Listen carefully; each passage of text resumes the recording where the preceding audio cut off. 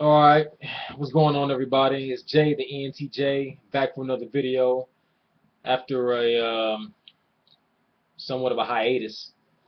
So we'll see how long I can stay motivated to make videos here. But this video is going to be about how to spot an NT, and in particular an ENTJ.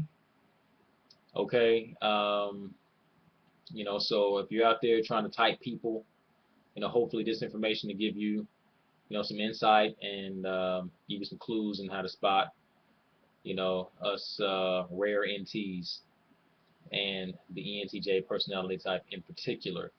So when you're talking to somebody and you're trying to figure out what's going on, well, if they're an NT, they're going to use certain kind of language, on a somewhat regular basis, and this is a telltale sign, and all NTs are going to do this to some degree or another, so if you're listening to somebody speak, okay, in conversation, and you hear, different terms pop up such as competence, incompetence, logical, illogical, rational, and they're talking about, back up your arguments, or somebody's lack of debating skills, things of that nature, and if they're also using any kind of creative, abstract language, talking about possibilities, future implications,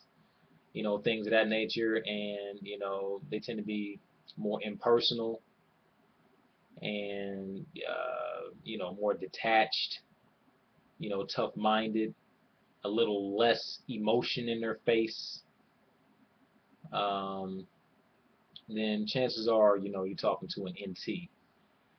Um, so basically, if you can recognize any of that language, at that point, if you want to identify an individual type, you can try to start applying, the cognitive functions to break it down even further, to be more specific about which type it could be. But, for an ENTJ, if you recognize any of those different, word choices that I just brought up, okay, and then in particular, you know, um, if they're, really straightforward, blunt, direct, really logical, objective, you know, um, talking about future implications, organized, you know, um, tough-minded, things of that nature, you're probably talking to an ENTJ.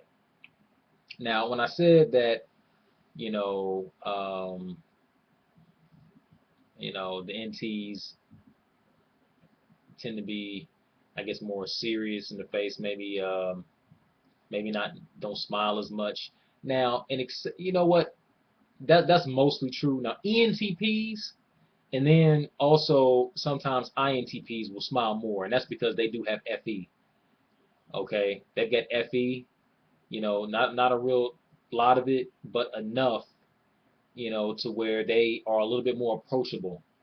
ENTJs and INTJs are going to be a little less approachable because of the FI, and the fact that we don't have a lot of it on top of that. And we really don't use FE that much. So we're a little less approachable.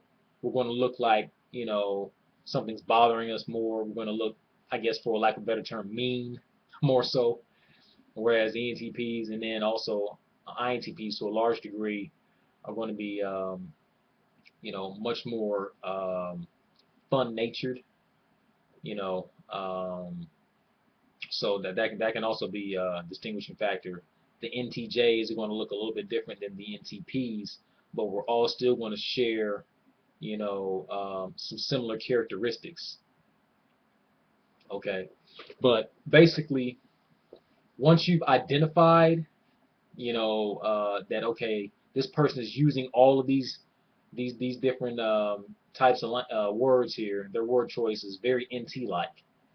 Okay, then you can say, okay, let me apply some cognitive functions here. You say, okay, well, this person, really doesn't smile much.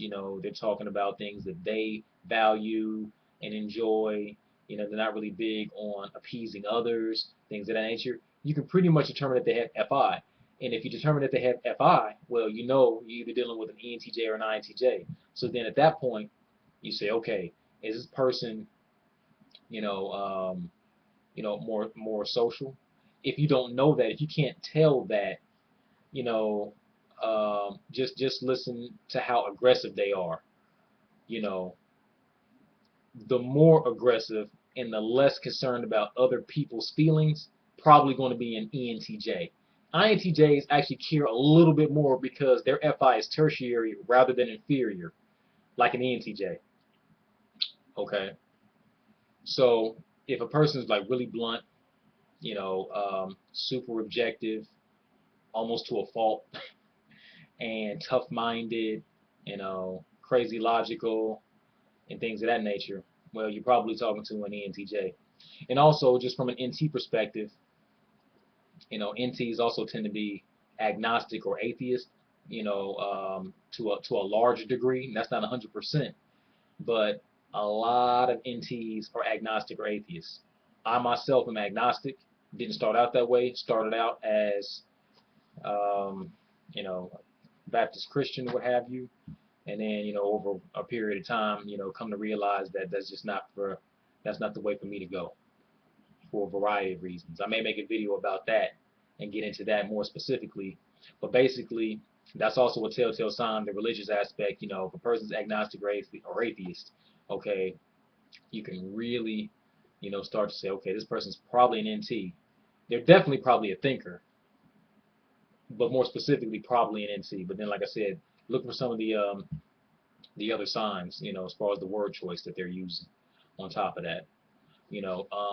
So if you determine that the person's an NT, okay, be careful also, because sometimes an ENTJ can look like an ESTJ because they both dominate with extroverted thinking, and they also both have inferior FI. So there can be some similarities there, but there's going to be some telltale differences, perception, from a perception perspective, which basically means, you know, um, the way they, um, collect information and take in information and things of that nature. ESTJs are much more intense, almost like a drill sergeant in the armed forces. They're also more micromanaging, and a lot of times, they want you to get results in the way that they want you to get results. You know, an ENTJ, okay, is also results oriented, but ENTJs don't necessarily care. We're more laid back in that regard. We are willing to let you be more creative in how you get your results, just as long as you get them and as long as they're correct. Okay, so as long as you get the results and the results you know, are good, and satisfactory, then we don't care.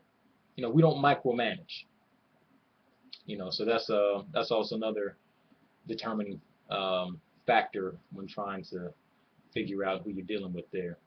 So that's the deal with that. Hopefully that information helps you out on your typing journey when you're trying to find out whether a person's NNT and an ENTJ in particular. Also, as far as differentiating, also an ENTJ could look like an INTJ, and like I said, the main difference is that the ENTJ is just going to be a little more social, more apt to initiate conversations with people and things of that nature. You don't have to pry information out of them, at all. INTJs are tougher nuts to crack.